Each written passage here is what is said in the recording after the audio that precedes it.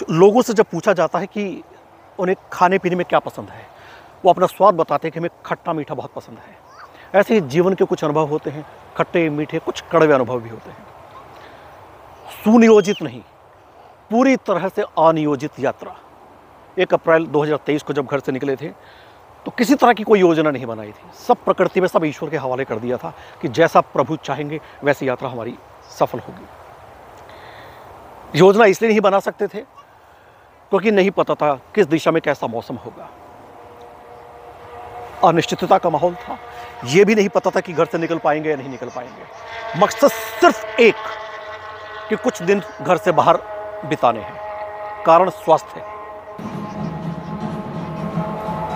जब मन में विचार आया था, हालांकि जाना तो चाहते थे, शुरू में सोच लिया था कि साउथ कैरोलिना की तरफ जाएंगे, वहां किसी बीच की तरफ जाएंगे। ओशन एयर लंग्स के लिए बहुत अच्छी होती है। मकसद था साउथ कैरोलिना की तरफ जाने का, परंतु क्योंकि सब प्रकृति के हवाले कर दिया, मौसम का अंदाज़ा जब हुआ कि नहीं, उस दिशा में, उस स्थान विशेष पर बहुत बारिश होने वाली है, तो जैसे प्रभु की इच्छा हुई, सुबह के दिन आसपास की कुछ जगहें देखी। ऐसे टेनेसी में एक स्थान है स्मोकी माउंटेन।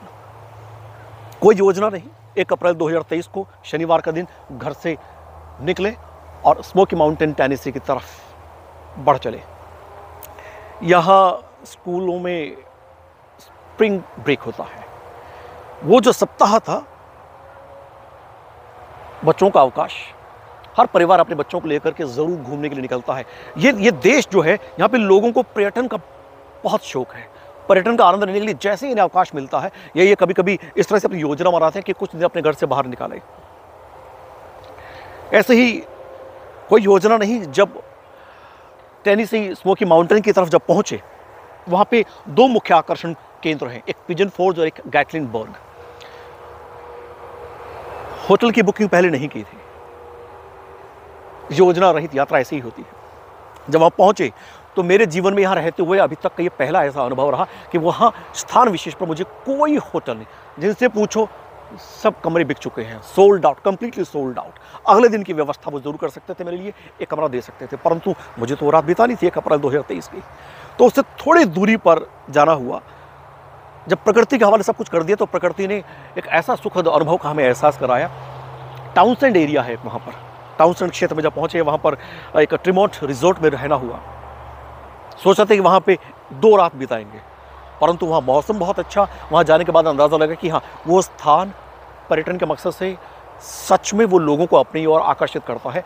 और स्मोकी माउंटेन जाना मेरे लिए बड़ा सुखद अनुभव रहा। पिजन फोर्ज में टाइटैनिक म्यूजियम, अप्रैल 1912 में कैसे इंग्लैंड से टाइटैनिक ने अपनी यात्रा आरंभ की थी, हमको उसको टेक्स्ट बुक में उसके बारे में थोड़ा सा अध्ययन किया था, लेकिन बड़ा सुखद अनुभव रहा। जाके समझा, हालांकि वो हादसा बड़ा दर्दनाक था, परंतु जिस तरह से उन्होंने एक व्यवस्था को खड़ा किया और कैसे टाइटैनिक में कितने लोगों की जानें गई, कितने लोगों की जान बची, वो पूरा एक जो दृश्य था वो आंखों के सामने था। जो उनकी प्रदर्शनी थी, जो उनका एग्जीबिशन था, बड़ा खूबसूरत था। बियॉन्ड द लेंस एक एक्टिविटी खूबसूरत था। अंदर गए, एक अच्छा अनुभव रहा। मैंने कभी भी इस तरह से 3D मूवीज़ नहीं देखी थी कि मैं डायनासोर की मूवी देख रहा हूँ या मैं इस तरह से एक हवाई यात्रा कर रहा हूँ। हालांकि वो मेरे लिए सर चकराने वाला था, परंतु जो भी था, अनुभव कुल मिलाकर बड़ा अच्छा रहा। आइलैंड इन पिजन फोर्ज बहुत अच्छा अनुभव था। ऐसे ही गैटलिनबर्ग में एक दिन बिताया। गैटलिनबर्ग में स्काई लिफ्ट पार्क, बहुत अच्छा अनुभव। लोगों को सच में आकर्षित करने वाले जो कुछ मुख्य बिंदु थे, उनका खूब आनंद उठाया हमने। जब पहाड़ की तरफ गए, हालांकि जहाँ रुके थे वो भी पहाड़, पूरा क्षेत्र पहाड़ी था। वहाँ से 10 मील दूर गाड़ी में जब पहाड़ की तरफ यात्रा की, रास्ते में प्रकृति ने तो जो अपना दृश्य, जो खूबसूरती बिखेरी हुई थी, उसका तो खूब आनंद उठाया। एक अश्व के साथ जब मैं ऐसे ही अपना शौक पूरा करने के लिए फ़ोटो खिंचवा रहा था, अपनी यादें जो मैं कैद कर रहा था कैमरे के माध्यम से, और वहाँ पे अश्व जो है वो न जाने अपनी आंखों से क्या बयां करना चाहता था। वो मेरी गाड़ी की तरफ भी, जब मैं वहाँ से रवाना होने लगा, अपनी यात्रा को आगे बढ़ाने लगा, तो गाड़ी की तरफ भी उस अश्व ने अपने कदम बढ़ाए। वो अश्व अपनी आंखों के माध्यम से कहना चाह रहा था कि मुझे भी अपने साथ ले चलो।